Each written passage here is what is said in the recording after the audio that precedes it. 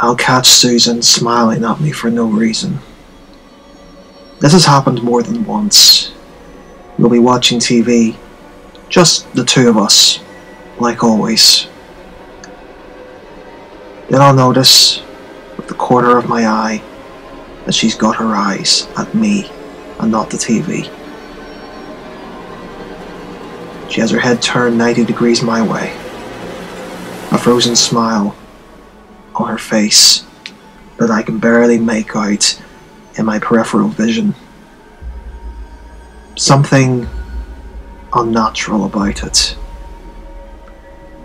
And then I turn to look as she's got her eyes on the TV again.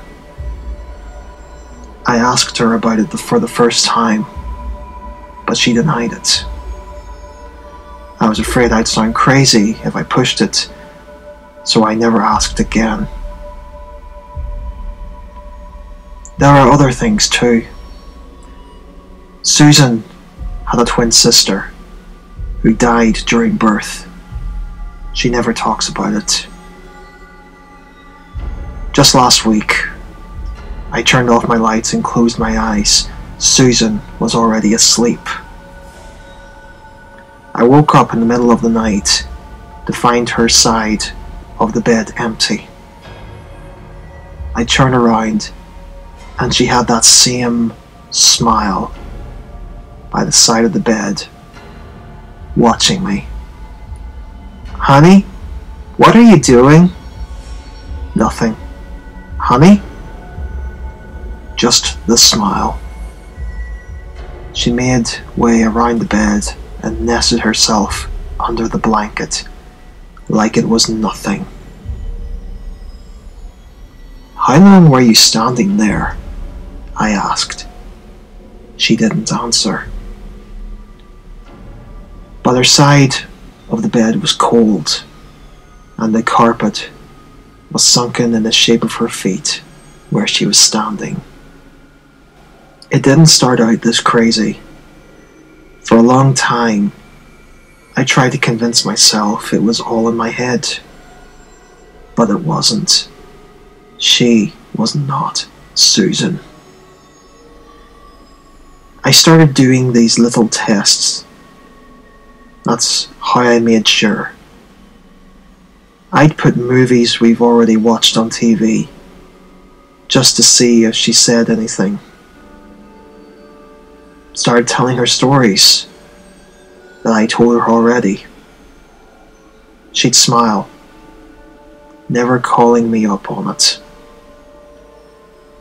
I asked her point blank one day. I got home and she was eating fish. Susan never eats fish. Susan hates fish. "Salmon?" I asked. "Tilapia." I sat on the table across from her. She smiled.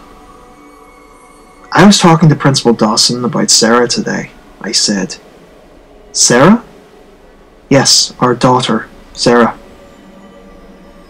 She chuckled. "Right. What did he say?" "Susan, our daughter's name is Camille." She stopped the fork halfway to her mouth and rose her eyes at me, slowly setting it back on the plate. "Who are you?" I asked. "I'm going to bed," she said, getting up. I slept in the guest room that night, with the door locked. I ran away the next day, took Camille with me. We spent the night at the Best Western, close to Needles. "Where's Mommy?" Camille asked, just before bed. "I don't know, honey. But if you hear anything, any sound at all, you wake me up, okay?" "Okay." I dreamt of a woman just like Susan that night.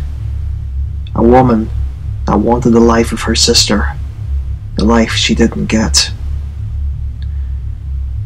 Camille woke me up in the morning. She was eating a cupcake Did you take that out of the minibar? No, Mommy gave it to me. I paused. Mommy was here? Camille nodded.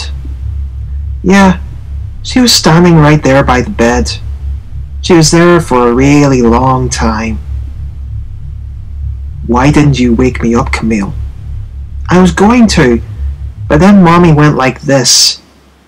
Camille put her finger over her lips and went, shh. I looked down. The cupboard was sunken, where Camille said Susan had been. It's okay, Daddy. She was smiling.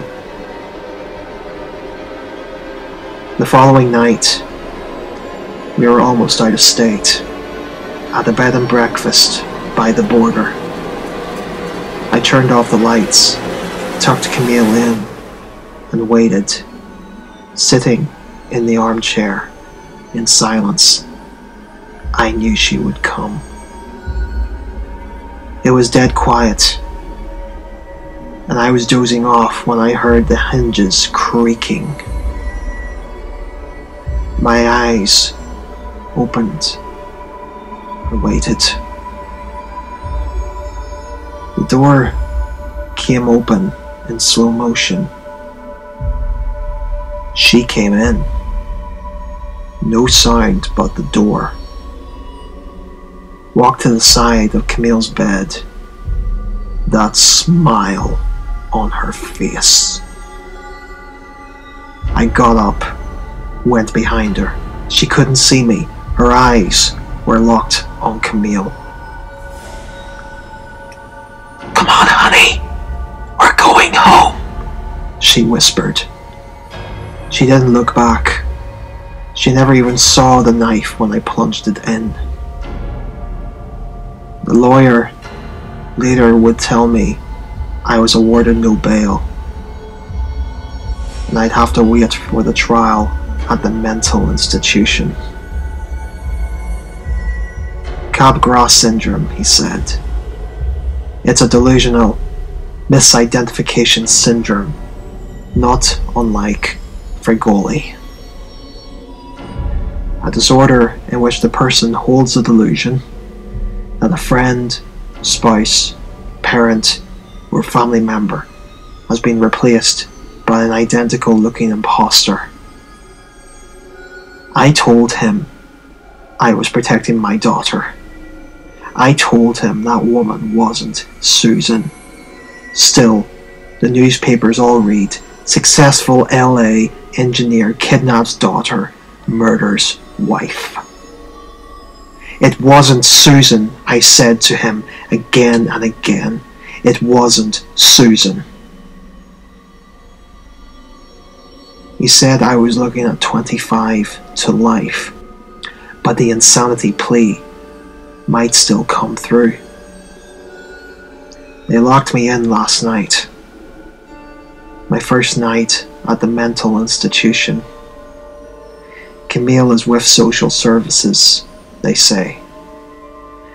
My room is covered in cushion material. From wall to ceiling, a padded cell, they called it. So I won't hurt myself. Took me a couple of pills to fall asleep.